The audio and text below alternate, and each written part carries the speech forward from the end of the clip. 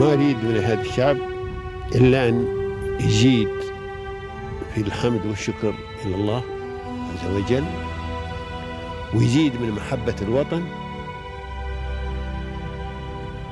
ويزيد من العمل ومضاعفة العمل لما يسعى فيه من خير له وللدولة والأهل. هذا اللي أنا أدوره من الشعب، وربنا إن شاء الله يوفقنا جميعا على ما يحب ويرضى.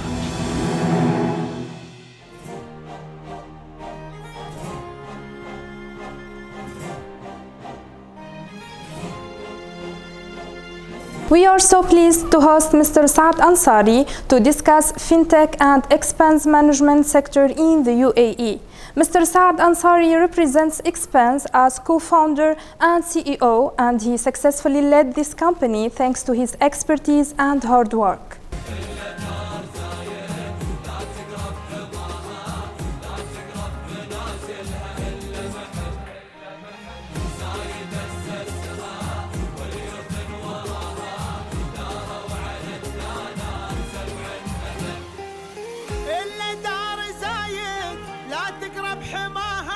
So that's probably my biggest thank you to the leadership of the United Arab Emirates, is to thank them for making an environment that not only can I succeed from a business perspective, but a place that I can call home, somewhere which is safe and secure for me.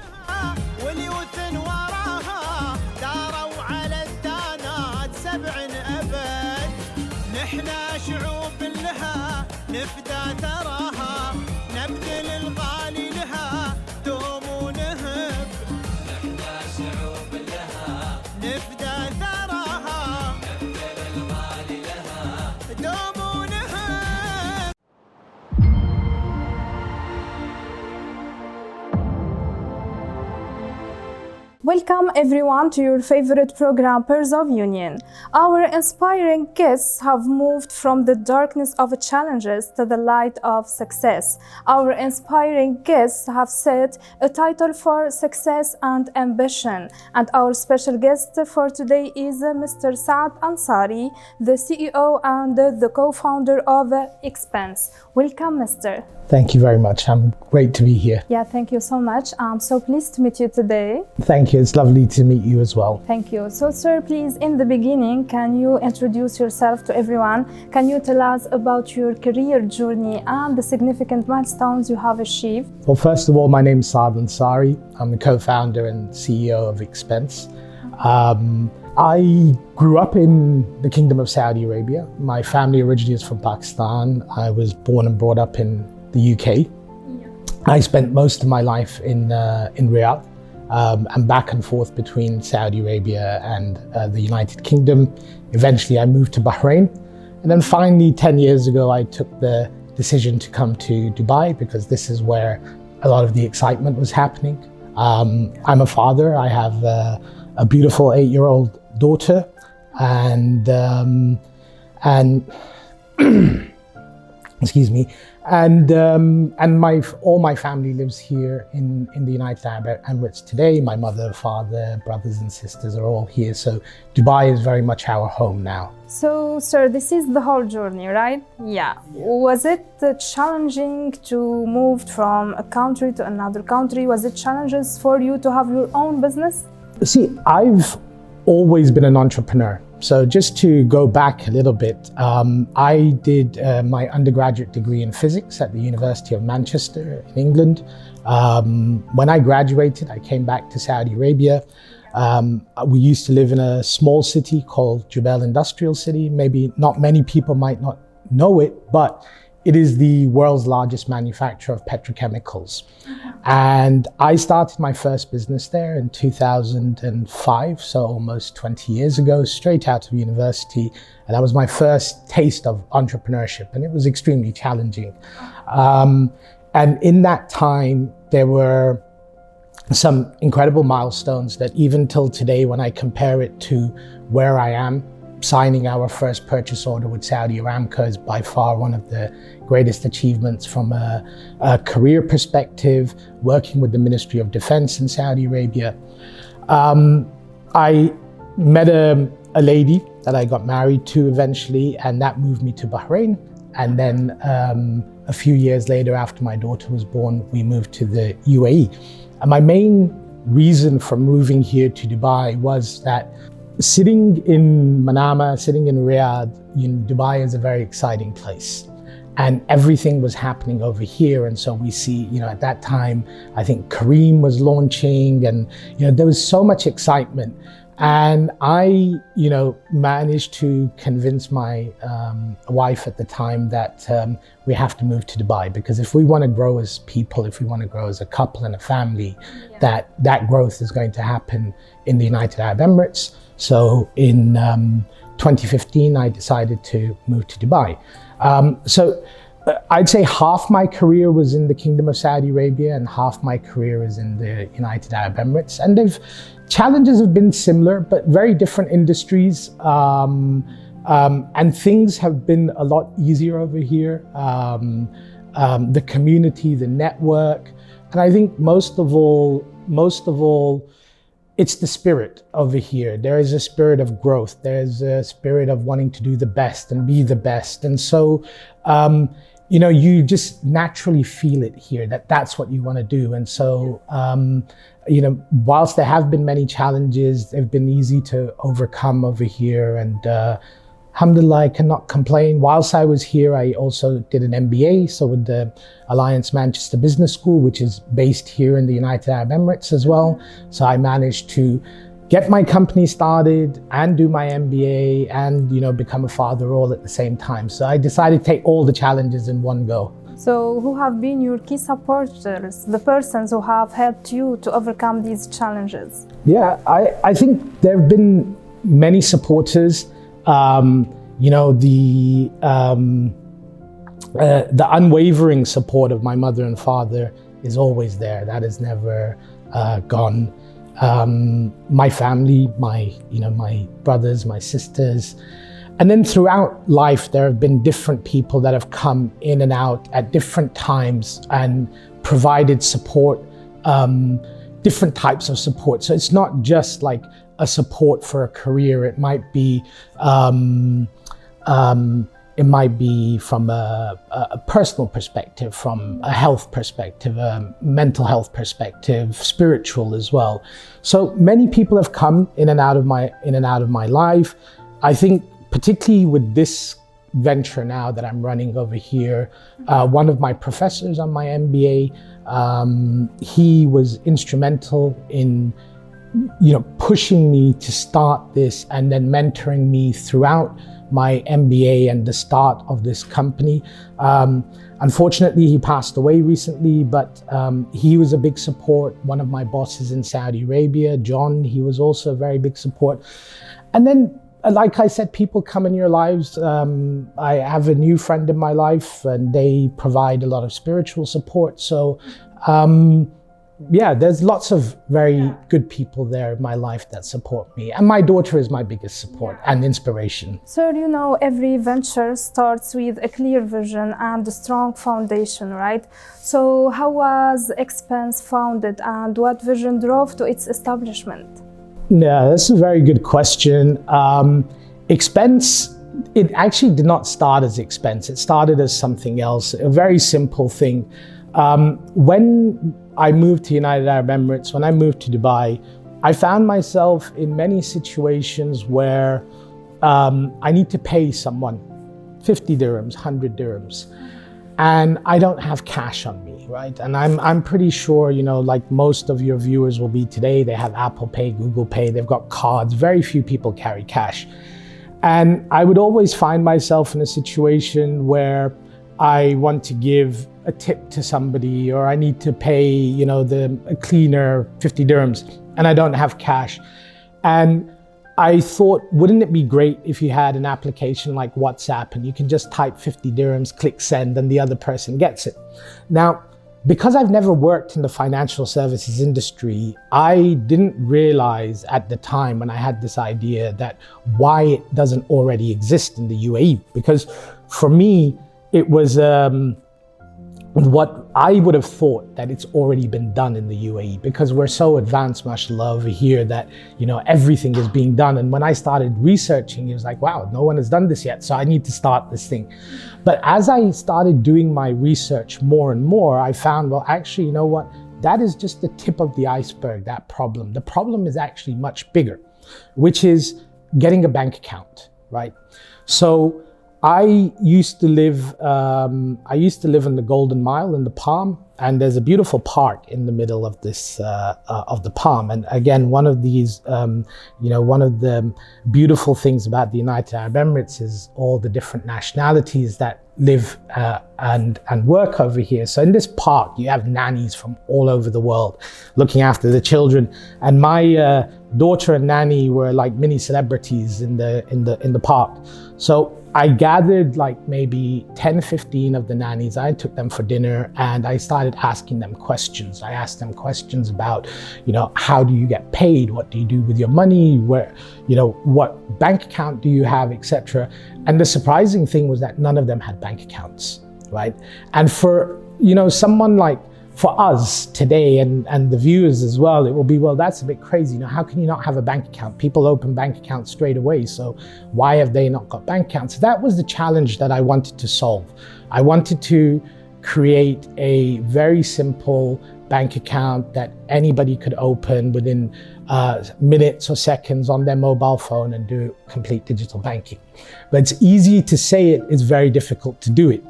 And I tried for about 2 years, from around 2016 to 2018, trying to build that, knocking on doors, meeting investors, meeting the regulators. What I didn't realize, and I didn't have my eyes open at the time, how difficult it was for me as a business to open a bank account, right? So I'm looking at it from a personal perspective. And when I would talk to my fellow founders, and most of my network in the UAE are other entrepreneurs and founders, every single one had the same issue. Then one day, the Dubai Chamber of Commerce published a white paper. I think it was in 2017 or 2018, I forgot when it was. And they said that the number one issue in the UAE for entrepreneurs was to open a bank account. So to open the bank account to run your company. See, as an individual, I can survive without a bank account. But as a company, there is absolutely no way you can do business, because you need to collect money from your customers. You need to pay your suppliers. You need to pay your employees, all these kind of things. And so that's kind of how Xpence was born out of this. So it started from a peer-to-peer payment application, then went to a bank account for maids and nannies, to eventually wanting to do a bank account for businesses. And that's how the idea came. And when we did that, when we made that switch, we saw the change in the stakeholders. And when I mean the stakeholders, it's investors, customers, and the regulator. Now, as a financial services company, the regulations are extremely important. So whether it's the Central Bank of the United Arab Emirates, the FSRA in Abu Dhabi, or the DFSA in Dubai, when we approach them, and we approach them with this idea that we're going to try and solve the problem for entrepreneurs, we saw their attitude change towards us, and they became very welcoming. So actually, we received our first sandbox license from the Abu Dhabi Global Markets, from the FSRA over there. And with that license, the investment started pouring in, because people thought, okay, now these guys can do it. They have the license. So that was like the turning point for Xpence, and we haven't looked back since then. So, you know, every business, especially in the beginning, faces many challenges, right? So what were the major challenges you have faced while founding the company, and how did you overcome them? Yes, exactly. So Xpence is a B2B payments platform. So our core product is enabling businesses to make payments and to collect payments. We became the first company in the Gulf, or the first fintech in the Gulf, to actually be able to issue cards. So these are corporate Visa cards that businesses can issue to their employees to be able to make payments. And then we've built other products and services on top of that. We enable our customers to be able to collect funds as well, so they can send invoices and receive money. And during COVID, which hit everybody and all the businesses, and when we were locked down at home and we can't go physically somewhere, you see how many businesses came out of it that were all around, well, you can pay online. Now, to pay online, I need a card and I need a payment gateway. And today, Xpence offers both of those in one platform to the customer. So, and we have a vision that goes beyond that to a banking super app. And the idea basically is that we want anybody to wake up in the morning and say, I want to start a business. They would download the Xpence app. They will be able to get their sigil, they can get it from there, they can get their virtual office, open their bank account, all in a matter of a couple of hours and start running a business. That's what our dream and vision is with Xpence. And I hope, inshallah, we will get there. Yeah, best of luck, sir.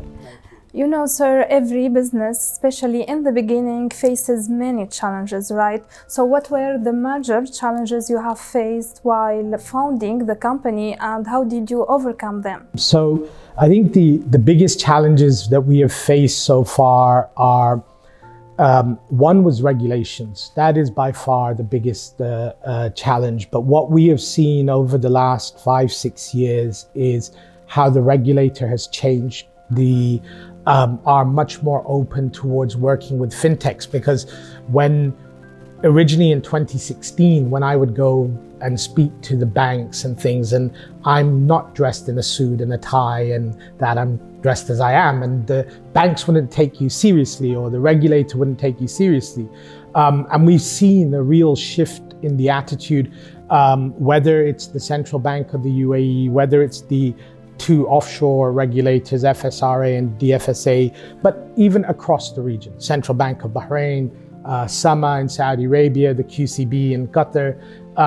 We're seeing this change happen everywhere. And a lot of that is being driven because of the success that fintechs are having here in the United Arab Emirates, and it wants to be emulated outside in the other Gulf states as well. Sir, now how can you describe the core vision of this company? So I think our core vision is to make doing business easier. That's what we would like to do. We see that if you look at our leaders, whether it's Sheikh Mohammed bin Zayed or Sheikh Mohammed bin Rashid and the leaders of the other Emirates, everything is about pushing business, right? They're welcoming people from anywhere in the world to come here, to make this their home, to run a business. When growing up, I would always hear, this saying that the United States is the land of the opportunity. That's where you need to go if you want to make it big in life. But honestly, today, I think that if you want to do that you do it here in the United Arab Emirates. And to be able to do that, you need to support these businesses. And that's what we want to be. We want to be that enabler of doing business, to make doing business easier. And, along the way, we have, we are getting there slowly. We're not in a race to do it, but, we have signed a strategic partnership with Visa earlier this year. We have a 5-year partnership for growth with them. That was a big achievement for us. We have multiple awards that we have been awarded by industry. So it shows us we're on the right track. Now, aside from the regulations, I would say challenge is talent, right? Because having an idea is easy. Actually making that idea into reality is a very different thing. And so for getting the right people has always been challenging, and it is still challenging today. But again, going back to that, the UAE welcoming people with open arms is actually making it a little bit easier to bring talent in. So, today in our company, I think we have 15 different nationalities. We speak 14 different languages in the company. We have a good mix of men and women in the company. So that is, I guess, comes down to because the society here is so open and we've been able to hire these people into the company. So these are some of the challenges that we've faced, and we've overcome them, and other founders and other entrepreneurs will face the same ones too. And sir, what are your future goals, the goals that you are aiming to achieve? I think we would like Xpence to become a global brand. We would like it to be not just something that is in the United Arab Emirates only, but going from the UAE to the rest of the world. Today, Xpence operates in Bahrain. It operates in Saudi Arabia. And very soon we will be announcing a new Gulf state where we'll start. And slowly we're spreading. Next steps are probably going into countries like Egypt and Pakistan. We already have our banking partners set up there. We've already got the infrastructure set up in those countries. So this is where I see Xpence going. I'd love it to become a unicorn, inshallah, one day, and be one of those. Like I remember clearly when Kareem was bought by Uber, that Sheikh Mohammed himself tweeted about it. So imagine being able to have a company like that, where the Sheikh himself is going to tweet about you. I think that would probably be one of the things. From a personal perspective, I would like Xpence to be at a place where, for me, this is a stepping stone to be able to do other things in life, and not necessarily material things, but to be able to do good in the world. I think that, at some point you need to decide, are you going after the dunya or the akhirah, right? So I would hope that what I do here will enable me to do better for the next life. So the UAE is known for its strong support of startups and entrepreneurs. So how has the UAE facilitated business growth and made it easier for companies to operate and expand in this market? I think overall, I would say the general environment that has been created is this. I feel the culture across the UAE is one of doing your best, right? And there's a lot of excitement, there's a lot of energy over here, and you actually feel like, hey, you know what? I can do this. I can build $1 billion company over here. It's not impossible. He's done it, she's done it. Why can't I do it? And I think that is something that the leaders inspire over here, that their vision is so grand that we need to be able to do grand things to be a part of it. I think generally speaking, yes, they've made things very easy. If I want to get a trade license, I just need to go online, and within, I think now the e-trader license, don't quote me on it, but I think it's just a few minutes, a few thousand dirhams, and you have a trade license is ready. I mean, that kind of stuff, to be able to remove the red tape and the bureaucracy is fantastic. And then you have, all the events, your GITEX, North Star, FinTech Surge taking place here in the UAE, in Dubai. Earlier this week, you had Abu Dhabi FinTech Week as well. So being able to bring all the world here for these events, it brings in fresh ideas and things. And I think that culture that they are cultivating here is probably the greatest help that, at least that I find as an entrepreneur in the UAE. So, sir, what problems are you solving? That's a great question. I think that before I jump into that, I would say to any entrepreneur, anyone starting a company, make sure that you're solving a problem that is big enough. I think the biggest problem that we face as businesses in the Gulf is there is about a $250 billion lending gap. So today, if a small company wants to go to the bank and get a loan, it is virtually impossible. I think something like only 5% of the lending in the market goes to SMEs. So although we are very early in our journey, that is what our aspiration is to be able to get companies what they need to be able to flourish and become successful. Today, our core product that we offer is a corporate card. So these are cards to basically digitize your entire expense management within the company. You can issue these cards to your employees and track all the expenses that they do. So if you go on a business trip, if you are paying for a subscription or doing Google ads or something like that, you can use our cards. And today, our cards are used by companies in the United Arab Emirates, in Saudi Arabia, in Bahrain. Our largest customer today is 22,000 employees. Our smallest customer is one person, right? So this product can be used by the largest to the smallest of companies.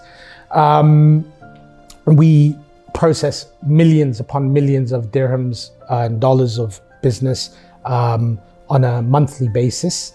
And we want to see that grow. And eventually we want to start lending to these customers as well. That's the main problem that we're solving at Xpence today, is to make the flow of money between businesses simpler and easier. So now, as a successful owner of a successful company, as a successful businessman, how can you define success? Well, I think success, I think everyone has their own definition of success. For some people, it will be how much money did I make? How big did my company become? If you had asked me this question 10 years ago, then that would probably be my answer, right? That I want a $1 billion company and I want, a nice car, a nice house and things. I think that my own, I think success today, I want to be able to have the time to be able to do the things that I want to do.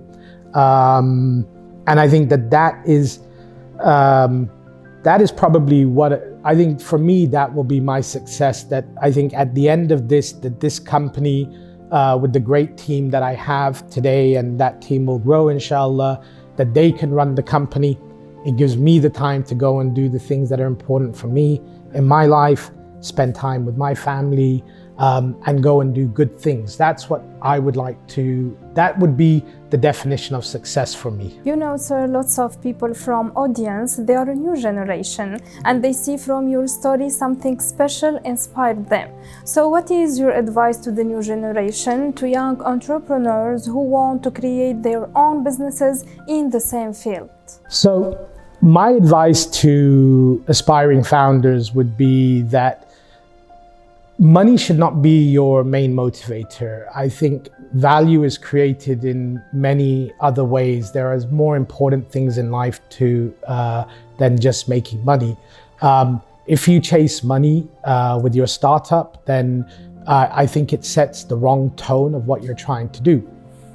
I don't have any advice in the sense that from a learning perspective, I think that there's plenty of material out there on the internet. There are courses you can take. But personally, for me, my faith, I think my belief in Allah, my religion, is probably the thing that helps me the most as a founder. And I would say to anybody, whether you're Muslim, non-Muslim, that you need to have something there. Entrepreneurship can be a very lonely journey. It can be very challenging. The amount of times you will hear no in your day is just insane.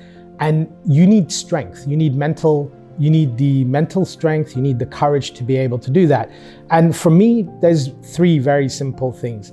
One is tawakkul, the other is sabr, and shukr. These three things are what gets me through my day. But it didn't start like that. 20 years ago, when I started my first company, I wouldn't have thought of this.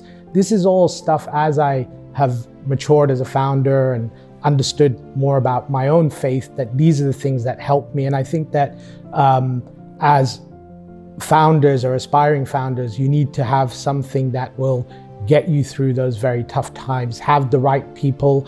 I've been very lucky, alhamdulillah, in my life to have the right people supporting me.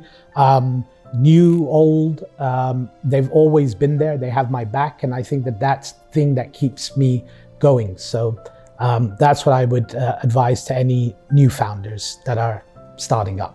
The UAE has for sure contributed to your success story. So what is your appreciation message you would like to convey through our episode to the UAE and its rulers? The United Arab Emirates has been very kind to me. I've been here almost 10 years.